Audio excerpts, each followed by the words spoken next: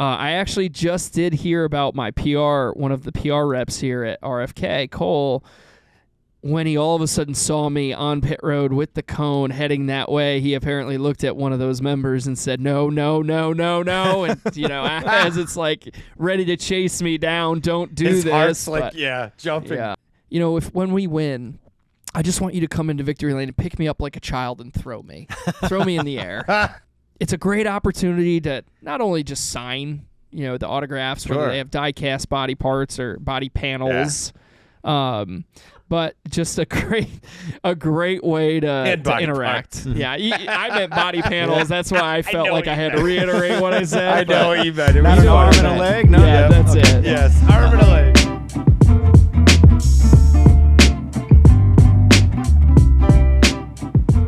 Welcome into Backstretch Banter with RFK Racing on SiriusXM NASCAR Channel 90.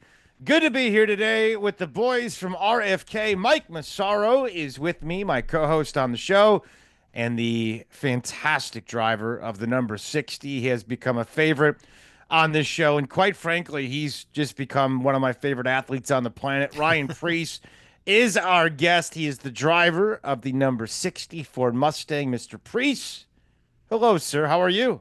I'm doing good and smelling good if you saw our sponsor for this weekend. So, yeah, definitely a big thanks to Irish Springs and Kroger this week. I'm looking forward to this one.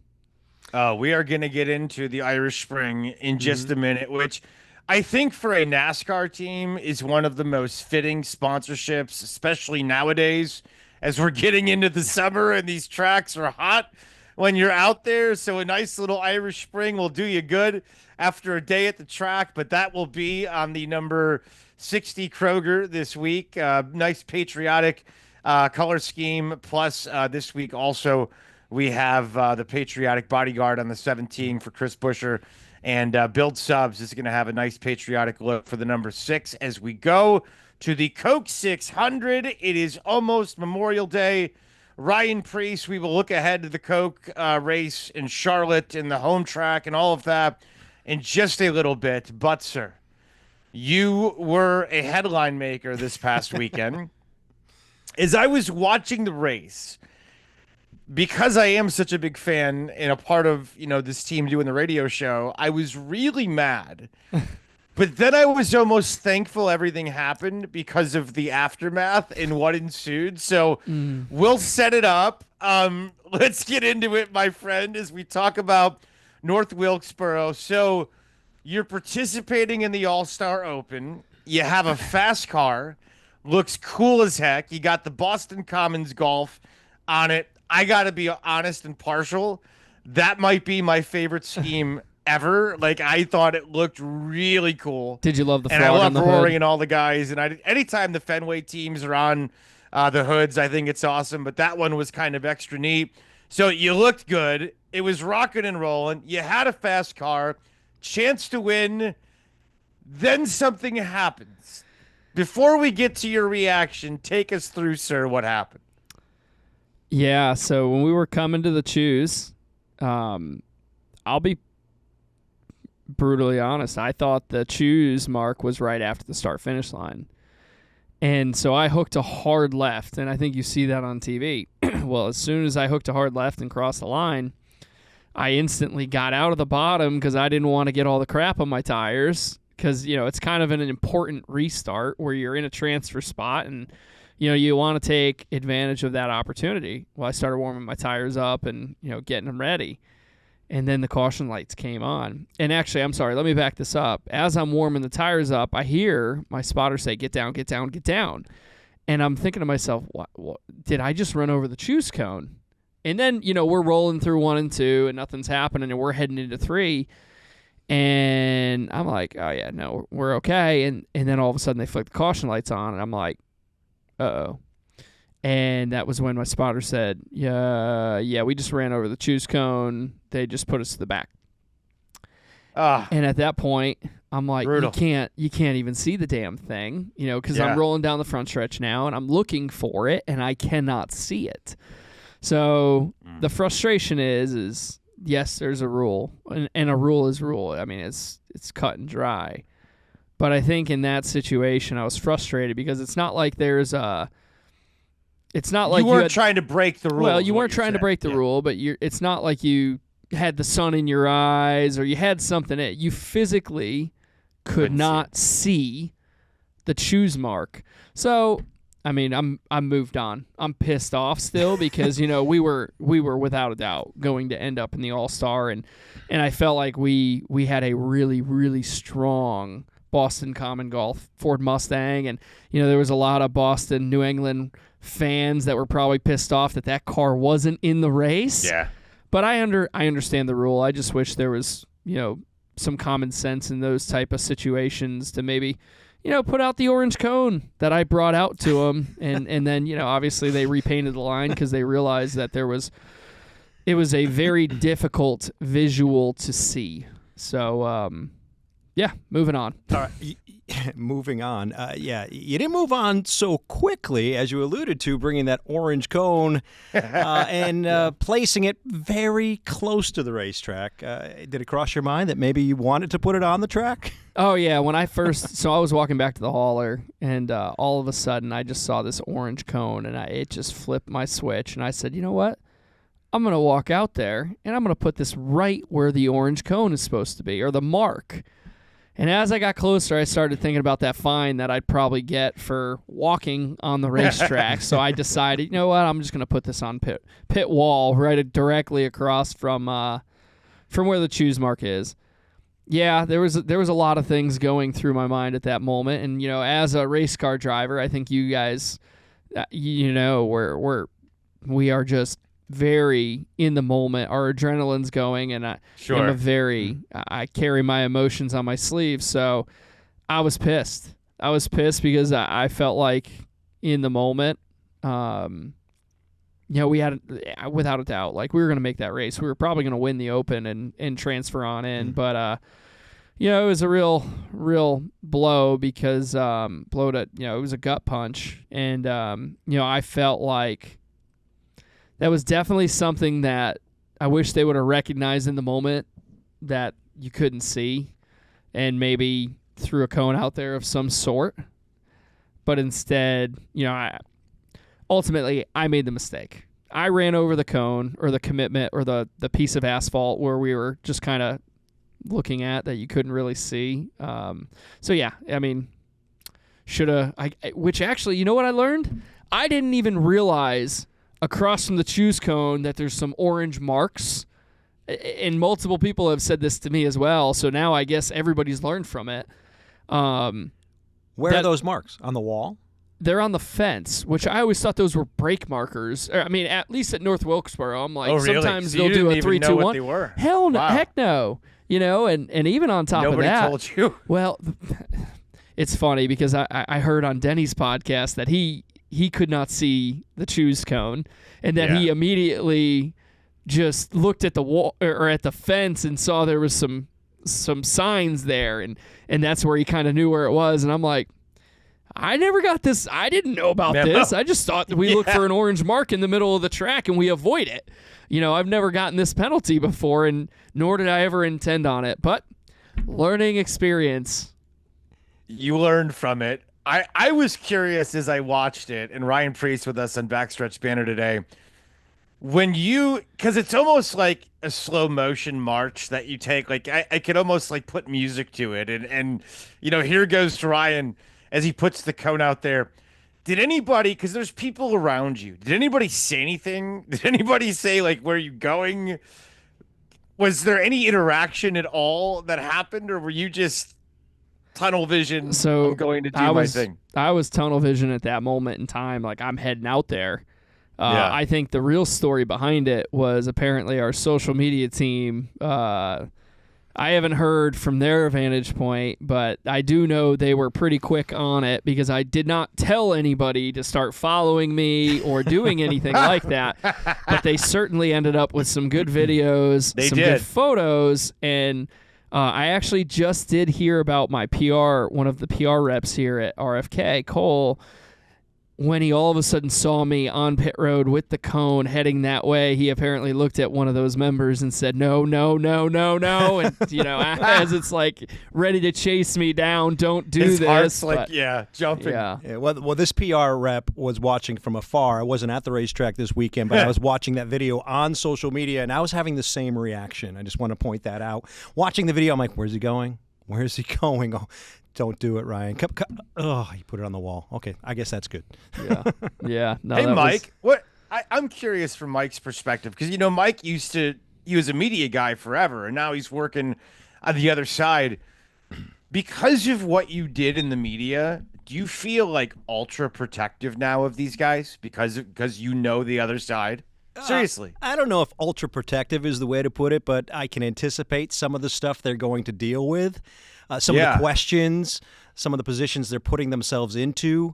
And whether or not that helps, I don't know. So when Ryan's doing that, in your mind, other than no, is a media guy. Well, I know the cameras on the track. What are you anticipating in your head? I am anticipating the coverage on national TV, the social media fallout afterwards, and as Ryan mentioned, probably a pretty big fine that was coming his way.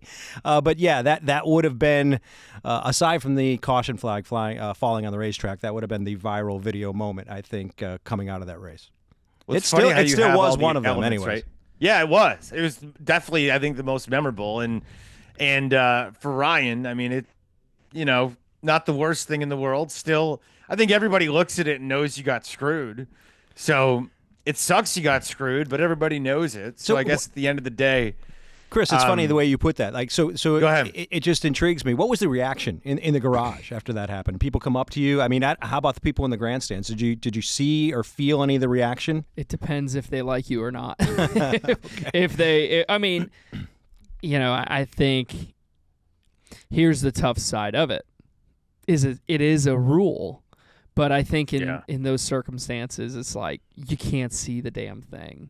So the way I'd look at it, and I accept the penalty at this point. Like, it is what it is, and you can't go back to it. And honestly, I wish I would have just hooked a left and went to the pit wall if I knew that I would be running over the choose box. But in the moment, you're just like, well, I thought it was like you can't see it, and I thought it was right after the start-finish line. You're thinking about a million other things at this point. So everybody playing Monday morning quarterback, like you hear some of these thoughts of other people like, hell, you should have just turned left. It's like, well, in the moment, you're thinking about warming your tires up and not getting all the speedy dry that was all over the racetrack on the bottom, like to give yourself a fair shot, because let's be honest, the bottom was not the dominant lane. So you need to get a good launch to be able to at least stay at their door. So, yeah, I mean, I think for a lot of people, I was the example, unfortunately, of what ended up you didn't want to do. But I don't know. I mean, they repainted it, I guess, afterwards. So everybody in the All-Star could thank me for that. But even if they didn't repaint it, because I got the penalty, everyone was going to be aware of it now. At some point in that race, like if I didn't get that penalty and they did not repaint it, somebody at some point would have ran it over. I was thinking the same thing. You probably saved somebody. Yeah. I mean, Todd Gillen said he couldn't see it either. So, I mean, it's one of those things that they screwed up, which is why I don't think they should have enforced the rule. Whatever. We'll move on. It happened. It's fine. Lessons have been learned. Yeah. All is well in the world. I mean, you're supposed to avoid an orange mark, right? That's the thing. Like, hey, don't run over the choose box. What happens if you can't see the choose box? So I'm supposed to magically just 100% know as I'm driving across. Like, I don't know. It could have been all the way in turn one. Once it gets covered, you can't see it, but it is what it is. I mean, like I said. Hey, what is the speedy dry? You mentioned, what does the speedy dry do to the car if it gets up? The speedy dry, if it gets all over the tires, just and you can't get them cleaned off in time and warmed up, like it just makes the car have no grip. So it's kind of like so it can get all in there and it just gets caked. Yeah, so like your left sides, it just gets caked on there, and then you just you only have a half a straightaway. You're really not even supposed to swerve.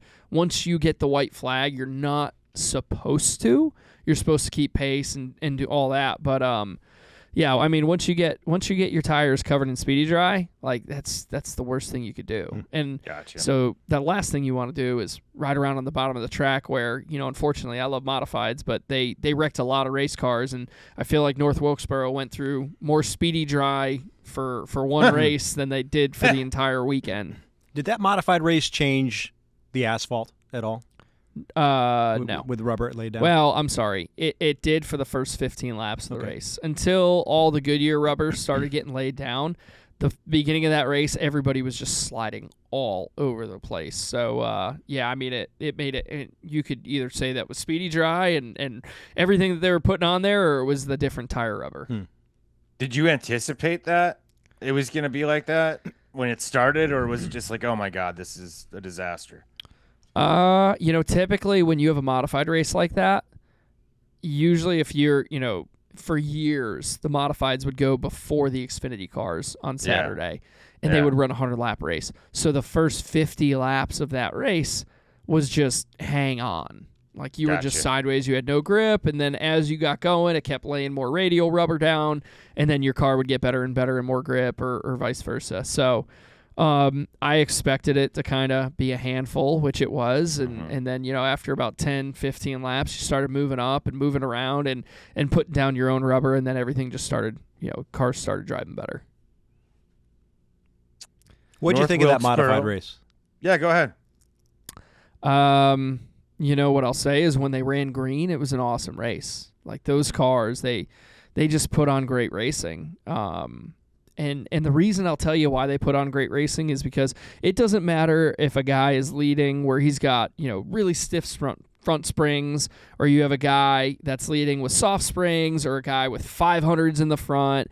Those cars are like the great equalizer for so many different things, and they end up putting on a great show. I've seen guys, Matt Hirschman, for example. This guy, his brother who spots in the Cup Series for Ty Gibbs, always jokes with me whenever I see him and his brother wins, and he says, or I'm like, man, the car was fast. He goes 5s and 2s. And the joke with that in the modified garage is, that's the oldest setup in the book, is 500-pound front springs, 200-pound rear springs, what used to be a 350 bar with about, 220 pounds of bite across the back was like the go-to setup. And they always say that he runs that now. When I look at pictures and I see things, I call BS, but, that's I love watching those cars race. That's fantastic. Ryan Preece, our guest here on the program. We're looking ahead to the Coca-Cola 600, and this week he's got Irish Spring on the car, which is, to me, after 600, after going 600, not bad to have a little Irish Spring. But we'll talk about next week. We'll even recap a little bit more of what happened this past weekend as far as the Pit Crew Challenge and your guys showing out and doing their thing and having their moment in the sun. So we'll do all of that when we come back. Chris Childers, Mike Massaro, and the driver of the number 60 Ford Mustang, the Irish Spring Ford Mustang, Ryan Preece. It is Backstretch Banter with RFK Racing. Welcome back. It is Backstretch Banter on Sirius XM NASCAR Radio, Channel 90. Chris Childers, Mike Massaro, alongside with RFK. And today our guest is the driver of the number 60 Ford Mustang for RFK, Mr. Ryan Preece. This week he's going to have Irish Spring on the car, the fabulous soap that's been around for decades, helping us all smell a lot better and be a lot cleaner and more hygienic. And we appreciate the work that they do. And I got to imagine, I have not seen it. I have not seen the wrap, but my guess is it looks pretty sweet because they got a nice looking logo. It's clean, like no pun intended. Well, maybe I should have intended the pun, but you know what I mean? It's going to look pretty good this week. And I don't know what it is. The 60 in green, man. Last week with Boston Common Golf, there's something about it that looks slick. So we'll get into that in just a little bit. Plus, Fan Day is coming up at the end of the week. That's a huge deal where you can meet Ryan Preece and Chris Buescher and Brad Keselowski and simulators and all kinds of stuff. Sirius XM's going to be there. So we'll talk about that in a little bit. But I want to ask you about the crew chief, or not the crew chief challenge, the pit crew challenge. This past. It would be funny if they had a crew chief challenge and they kind of fight it out an All-Star weekend. That would be My guy would entertaining. win. He's pretty big. He is a big I think dude. he would. I think he actually, having talked to him, I think he probably would fare pretty well. But you had a chance to watch the pit crew guys out there. It was their time to shine. We talked to a few of them last week. They were really excited. From your perspective, what did that event look like to you? Yeah, so I enjoyed it for them. And certainly, they did a great stop. I think, with it being the opportunity for them to showcase everything that they do and how important pit road is, they went out and executed. And, it was great to see because, honestly, they've been a great group all year. They've been a top 5.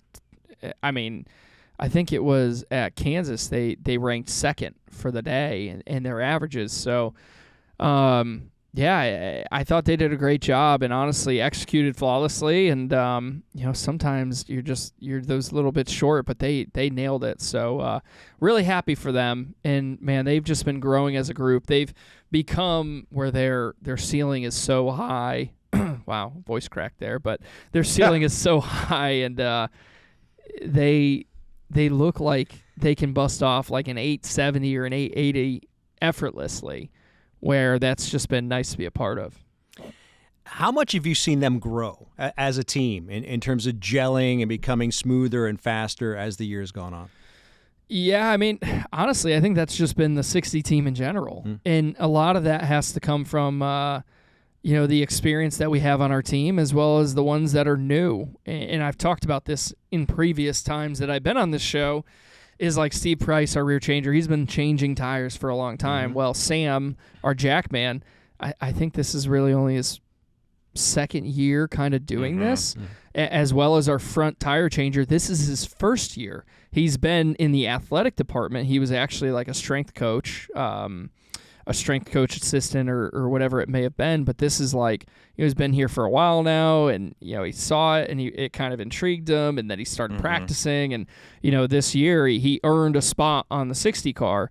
And then Tig, who's our rear carrier, he's been doing this. He was at the Tennessee Titans, I think, in the NFL. Yep. So we just have a great group, and really between Steve and some of the experience and really there's a way somebody with experience can go about it. They can either be your kind of have this attitude or swagger about them, or they can choose to try and lift everyone up, and I feel like everybody's done that on our team, not only from the pit crew side, but also from the road crew side. It's honestly been really great to be a part of. So, how many of your guys go ahead, Mike? I'm sorry. Sorry.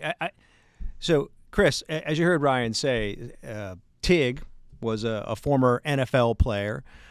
Sam also played D1 football as well. These are some big, strong guys, bona fide athletes. Ryan, I know you go to the Human Performance Center every morning, I think it is, and you work out with these guys. What do you see in there, and how much has that rubbed off on you in terms of the way you work out? Well, I always say to them, this is what peak male performance looks like whenever they look at me. Well, actually, this is kind of funny. Early on in the season, before we got going, one of the pit crew guys looked at me. He goes, "Hey, what's it take to be, a really good race car driver?" And I immediately looked at him. I said, "What, do I not look like a top tier athlete to you or something?" Because I'm not ripped like some of these guys. They are either former linebackers or wide receivers or running. They were running, so they are like in pristine shape. Me, I want my body to take some big hits. I want to be able to retain water because we're going to lose a lot of it throughout a race. Like, I go about things a little bit different. Now, I definitely cannot lift as much weight as some of these guys, but I'm certainly not weak. No. And I certainly can push myself to the level that I want to push myself. So certainly, being around them, they just make you appreciate the different forms of sports that there are. Like, when I talk to them, I get educated on football and some of the difficulties or challenges that they have or had going through those sports. But what it all comes back full circle is the team aspect, right? And they've all been a part of a team sport and understanding that we're all going to make mistakes. I made a mistake and ran over the frickin' orange juice box that was not orange that day. And, just like I'm sure at some point they'll make a mistake, or, Derek will make a mistake, or somebody's going to make a mistake. That's just the world we live in. We are not perfect, even though we strive for perfection. So every day it's nice to be around them and really try to help lift each other up.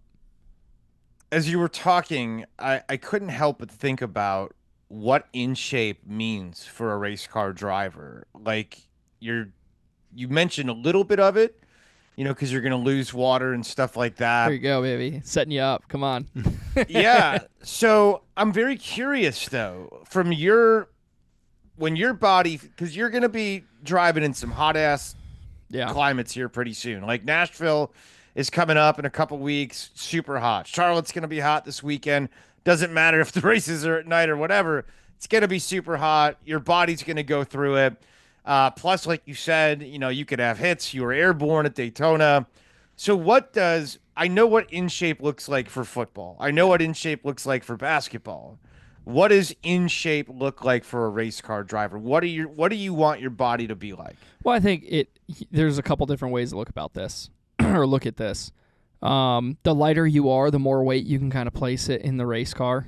Certainly that helps. When you're skinny or tiny like Kyle Larson or some of those guys, that's why they're really good in midgets and sprint cars. Is the lighter you are, the lower the center of the gravity that weight is. Where if I jumped in a USAC midget, my weight is really high compared to them. And it's, I don't want to say a disadvantage, but that would be something. If I was racing those type of cars, I would probably try to be 170 pounds or 180 pounds if I could. Now I'm 5'11", and it's a little bit tougher.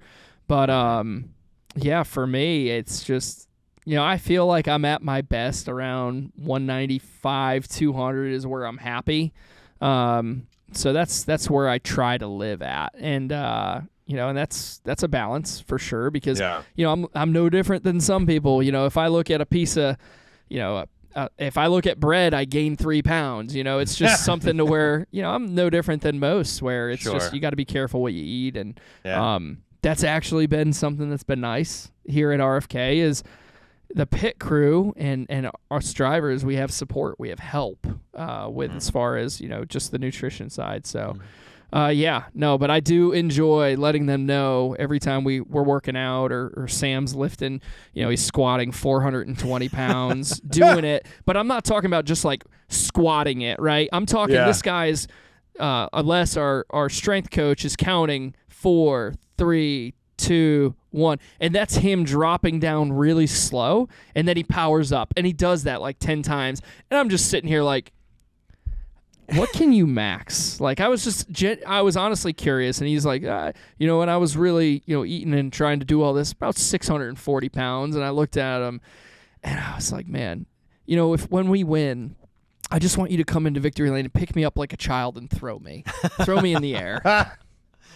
We're going to hold him to that. Yeah. Yes. Oh, yeah. Talk about viral moments. That would be one. Well, so we were working out earlier, and he came up to me, and because I always refer to them as gangsters. That's just that's no different than me saying yeah brother or whatever.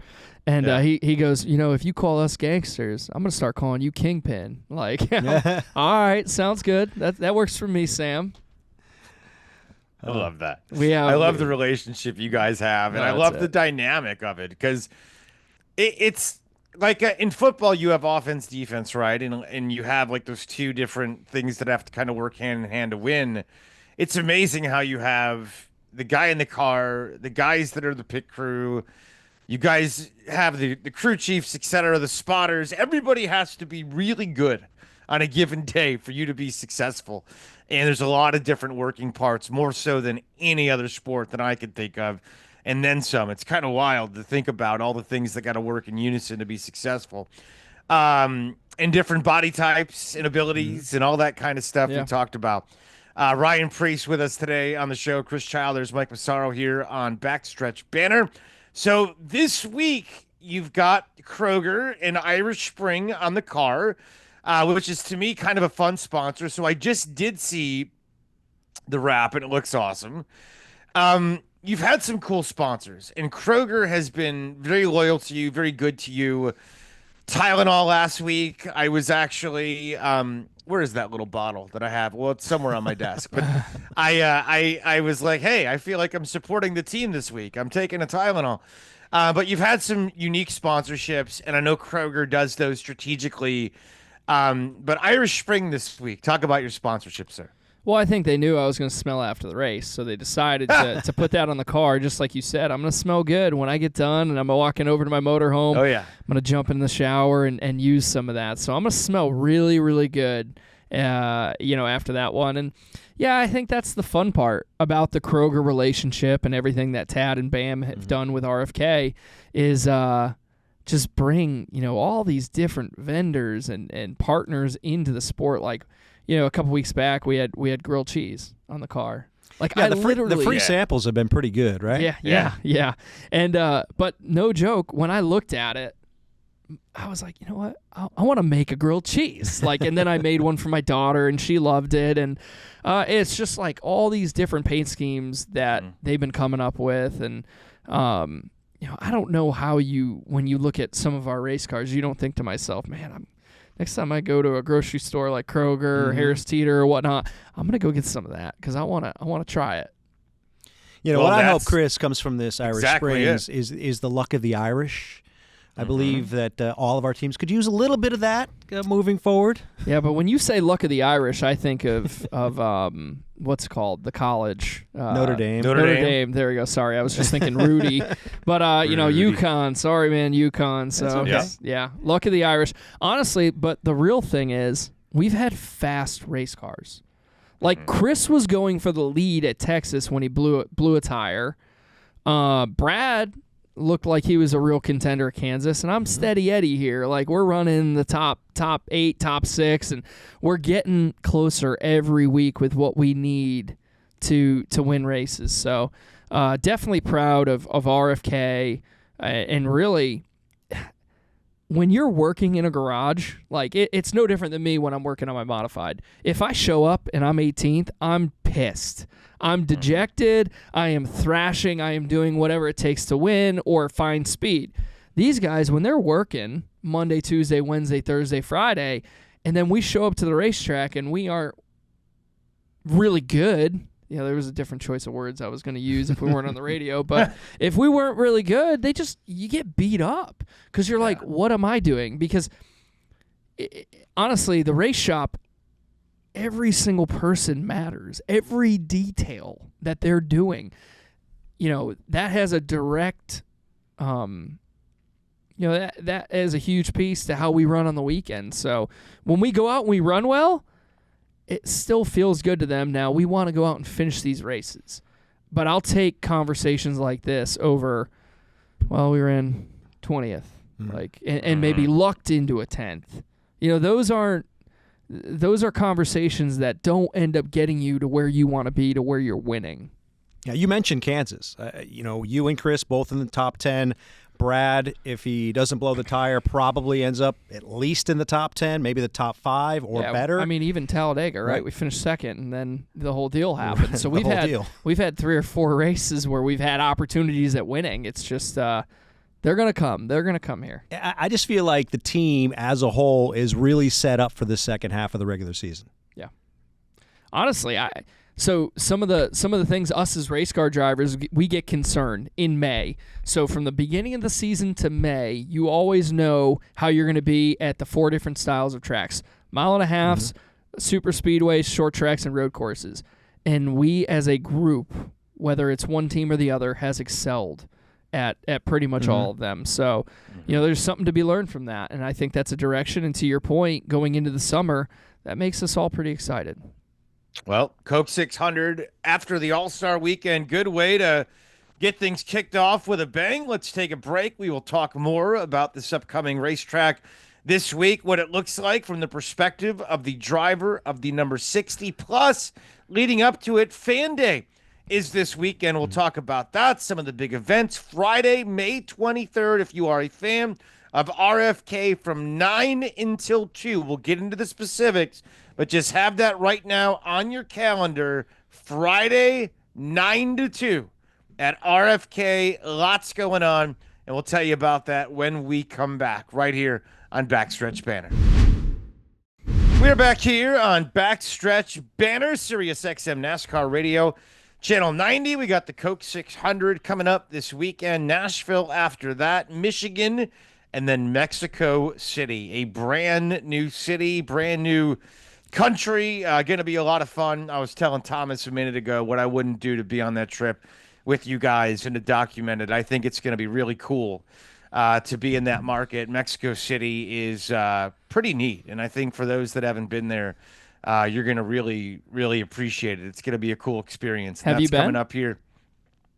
Yes, and big fan. Okay. Big fan of Mexico in general. I think Mexico is a really cool country and an underrated race country. So I think you're going to be surprised at how neat the experience is. I think it's going to be a lot of fun coming up in a month. And if you want to take me with, I would love to be there to document it all. And I, could speak Spanish a little bit and can, help translate and the whole deal. Well, maybe we need to bring you. Well, I know. It's actually funny. Yesterday, so with NASCAR, there will be a series coming out of Daniel Suarez teaching myself and a few other drivers how to speak Spanish. Oh, wow. Nice. But I've never left the country other than when I've gone on a cruise. I've gone on a cruise, I think, twice in my life.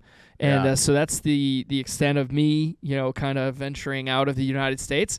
So yesterday I said to Daniel, listen, bud, because we were talking about Mexico City and kind of all the things, and I had no intentions of leaving my hotel just because I didn't, you hear stories or you see these movies and you think everything's like the movies.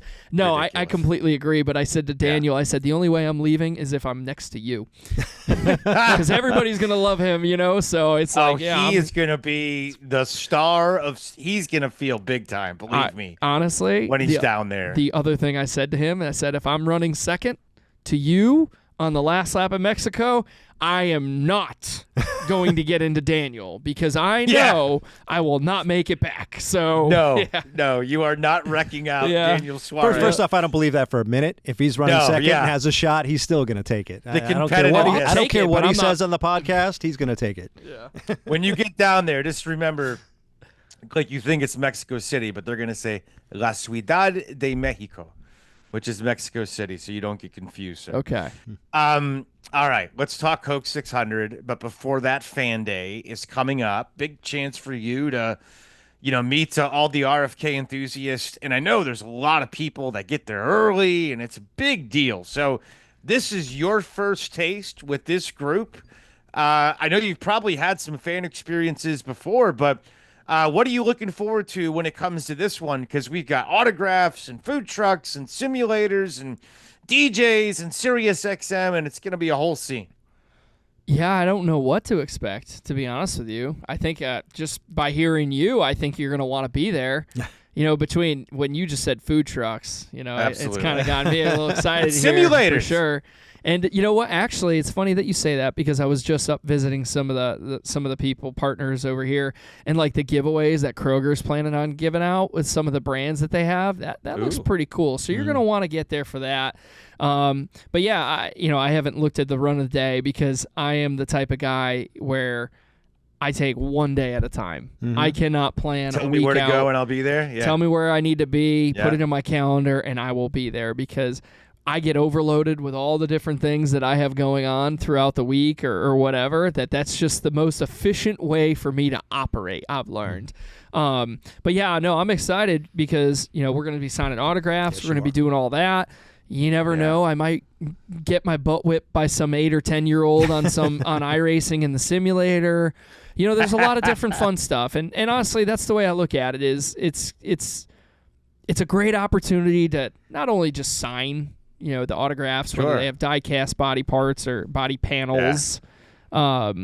But just a great way to interact. Yeah, I meant body panels. That's why I felt like I had to reiterate what I said. I know what you meant. It Not was an arm and a leg? No? Yeah, that's Okay. it. Yes, arm and a leg. So I can add to this a little bit. It's a great event for fans to come out to on Friday the 23rd. The gates open at 8 o'clock, goes till 2 in the afternoon. Lots of stuff happening. We mentioned the food trucks, the DJ, the autograph sessions. Brad's doing his autograph session at 9 in the morning. Ryan and Chris at 10 o'clock in the morning in the museum, which, by the way, the museum in itself is a lot of fun to take a walk through. The autograph sessions will be limited. There'll be wristbands handed out, so you have to get here early to get those wristbands. Lots of other stuff going on, too. We'll have a motorsports artist who's going to start painting a motorsports painting at the beginning of Fan Day. It'll be complete by the end. It'll be given. Cool. That's to benefit a charity. There's going to be some pet adoptions going on here as well. And I don't want to bury the lead, but there's a pretty big announcement that RFK Racing is going to be making at noon. Really? During Fan Day. So you want to be here for that. Can you tease what kind of announcement? A or big is it one. That's all I can say is a big one. All you can say is it's big. That's it. But if you're a fan here, you want to take that in for sure because it's a pretty big event. I'm really interested to know what's happening at noon on Friday. So I will absolutely be tuning in to pay attention to that. And I know SiriusXM is going to be there. We're going to have a crew on site broadcasting from this day. It's an exciting day. So go to Fan Day. But if you want to meet this handsome fella that's sitting there right now who is always wearing his Kroger stuff, get there early so you can get a wristband. I'm sure if you get there late, Massaro will still take a picture with you. But if you want to see Ryan required Preece, for me. Yeah. Yes, exactly. No wristbands. But if you want to see Ryan or Brad or Mr. Busher, get there plenty early and get in line, and it'll be a lot of fun. And those guys, having had a chance to work with all three of them, are really a pleasure, and I think you'll enjoy getting to meet all of them. Let's take a break. Let's get into the specifics of the race coming up this weekend with Mr. Preece, the Coke 600. It is a long one. And we'll get into the nuance of it when we come back right here on Backstretch Banter with RFK. We're back here, Backstretch Banter, Sirius XM NASCAR Radio. Chris Childers here with Mike Massaro. RFK Racing, we've got Ryan Preece with us today. He is the guest on the program. It's been a blast hanging out with Ryan for the last 40-something minutes. We got a few minutes left to go. We'll talk about Charlotte and the Coke 600. Ryan, from a build-up standpoint, this one is, most of you guys live not too far away from that track. Does it feel different? Does it feel the same? Like, what kind of week, what kind of lead-up is the Coke race for you? Well, to be honest with you, it just, there's a lot of fans that are coming into town. There's a lot of people doing shop tours. For us race car drivers, it's nice because I dropped my motorhome off on Monday. It's kind of like, usually a normal week for us is we fly out on Thursday night or we fly out Friday morning. And then we're there all day on Friday with practice the way it is. We don't do anything till Saturday. Where now, my RFK's shop is 5 minutes from the racetrack. So if I want to come here and work out on Friday and kind of venture on over to watch truck practice or Xfinity or walk the track and then leave and come back and kind of do those things to prepare, it's a little bit more relaxed and you're still at home in your own bed. But 600 miles, that's a big deal. I'll be honest with you. Most people can't drive their car 600 miles and not have to stop and take a break and stretch or, do normal people things. But us, we're going to be locked in for 5 hours. I think it's around 4.5 to 5.5 hours if you look at it. That's a long time. How much do you feel physically and mentally those last 100 miles? Because obviously they're more than any other race you run. Yeah, usually around the last 50 or so in a 500-mile race, you're kind of like, you're not getting fatigued, but you need to make sure if you're going to eat something throughout the race or have whatever you may add to your water to make sure you're getting electrolytes. But it'll take a toll on you. So the 600-lap race or 600-mile race, it's even more important because it'll sneak up on you real quick. Before you know it, in the middle of stage 2 or stage 3, because there's 4 of them here, you'll be saying to yourself, well, man, maybe I should be drinking or maybe I should have had something, because once you get behind, it's like anything. It's hard to catch up. So it's super important to stay on top of it all. Long race, fun race, certainly one that's on the schedule that everybody looks forward to. After last weekend, after the cone incidents, give us an idea. No. I added the cone. They only had marks that just happened to get caked with rubber. After you added the cone, I got to believe this team is got a little chip on its shoulder, a little something to prove this weekend. Had a good race car last week. 600's a long ways, but how well positioned do you feel this team is to take on this track? Very well, because when you look at Talladega, you look at Texas, Kansas, and North Wilkesboro, we have been a top 5 team. You know, Talladega's second. Texas, we got wrecked, but we were running top 4 when we pitted. Kansas ended up 7th or right around there. We were running top 5 on that final restart. And then North Wilkesboro, I felt like without my mistake, we were going to end up winning the Open and really having a car to contend in the All-Star. So how it's developed and where it's progressed, I mean, a lot of us at the beginning of the year, I mean, you guys remember as we were talking about it, I was hopeful and we kind of saw the direction, but really what it's laid into and what it's turned into has been a team that coming into this situation I was hoping for. And I was, as far as an opportunity, you dream of these type of opportunities. So, there's certainly things that I want to continue to work on, like the little details throughout the races that I feel like, I could be better at. But boy, the infrastructure and, the foundation of where we're at right now is really becoming solid.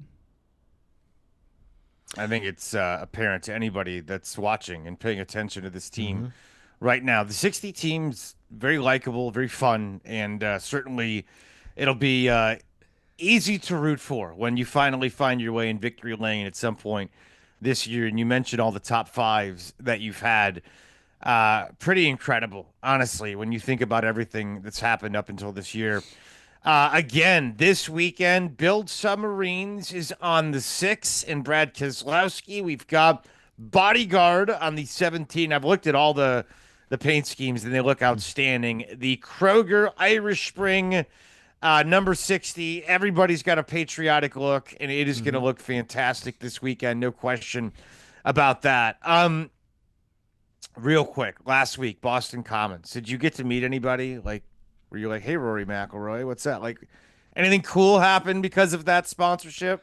Yeah, he was heading up to practice, and I shoved him. I said, I'd beat you in a golf match. But no, I'm just kidding. Unfortunately, I wasn't. I was in Connecticut heading to race, so I didn't have the opportunity or the chance to meet those guys or get down there. Obviously, the rain had a huge impact on that as well.